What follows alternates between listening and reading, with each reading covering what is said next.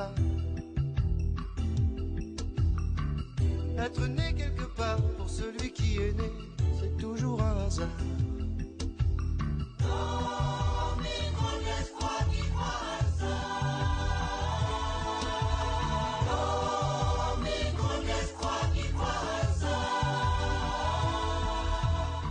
Déstructuré, il y avait des problèmes, c'est vrai que ça n'était pas facile pour pouvoir travailler. Mais nous avons mis en place dans ce travail-là, excusez-moi d'être un tout petit peu vieille école, la vieille école de l'Antiquité grecque. C'est-à-dire, nous avons mis en place la maïeutique. Cette maïeutique qui nous permet de voir qu'il s'agit de quoi? Il s'agit de l'art d'accoucher les esprits. Et je pense que en chacun de nous, il y a quand même des esprits. Il y a un esprit qui est caché. Donc, ce qu'on a fait comme travail avec ces jeunes, c'est de voir un peu, indépendamment des choses qu'ils avaient vécues dans leurs histoires de vie, qu'est-ce qu'il y avait de positif en chacun d'entre eux. Et c'est ça que nous avons mis en avant. C'est ce potentiel-là que nous avons repéré dans cet espace choyé, dont j'étais le coordinateur, qu'on avait repéré en chaque jeune. Donc, on a mis en place ce qu'on appelait les projets collectifs. Les jeunes viennent pour pouvoir travailler. Vous allez me dire qu'il y a un paradoxe là, il y a une contradiction. Ils ne viennent pas pour le projet collectif, ils viennent pour le projet professionnel. Mais dites alors à un jeune qui est sorti disons, du système scolaire, qui a subi des échecs, à qui on a toujours dit qu'il était nul, qu'il était zéro, et dites-lui alors d'aller, quel est ton projet professionnel? Ça, c'était plus compliqué pour nous, de parler de projet professionnel. Pour certains d'entre eux, ils savaient qu'ils avaient besoin, ils étaient dans le besoin matériel, mais ils ne savaient pas ce que veut dire un projet professionnel. C'est normal, un jeune de 16 ans, le projet professionnel, on n'est plus à l'époque où on travaillait à 14 ans. Mais là, c'était difficile pour nous. Donc il fallait passer par des passerelles, par des tremplins qui étaient des projets collectifs. Tout est parti des projets collectifs.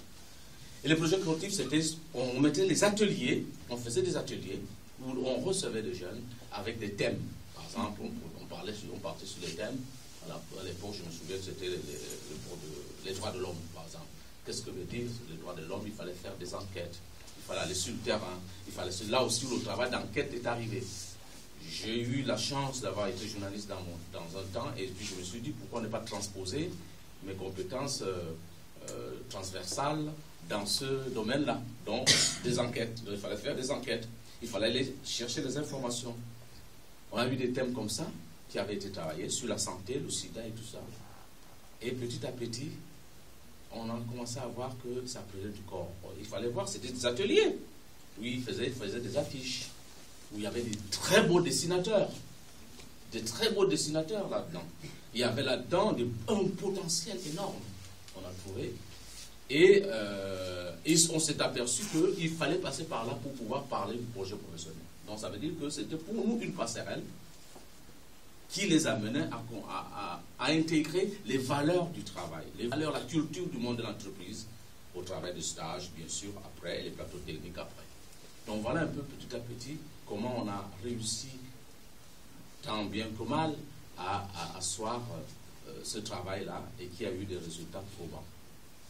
Je vous assure que les résultats étaient probants, puisque à chaque fin d'année, on avait vraiment eu les félicitations des personnes. J'y ai passé à peu près une dizaine d'années. Et je ne peux que garder que du bonheur.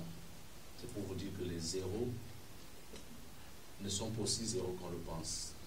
Et s'il y a un combat aujourd'hui à mener, c'est le combat contre les clichés, les idées, les raccourcis, les stigmatisations.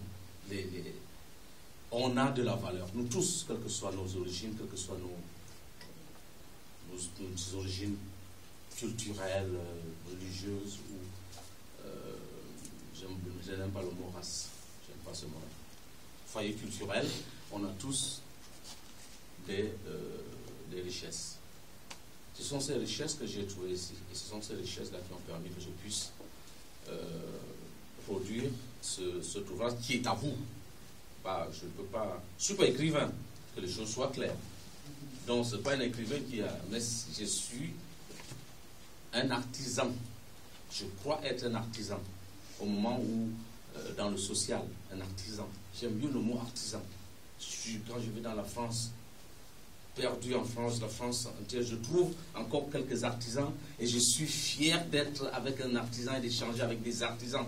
Malheureusement, ça fout le camp aujourd'hui. C'est vrai de voir un tout petit peu les produits du terroir, voir ce rapport charnel avec les gens. J'étais en Bretagne, j'étais dans le sud de la France, j'étais dans le centre. J'ai fait un tout petit peu la France. La France est un si beau pays que vous-même peut-être vous ne savez pas.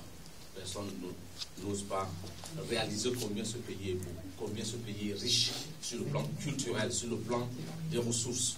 Et je suis fier aussi d'avoir des origines africaines et c'est ça qui fait en sorte que ils m'ont de nouveau. À l'endroit où ils naissent, que les gens naissent pareil.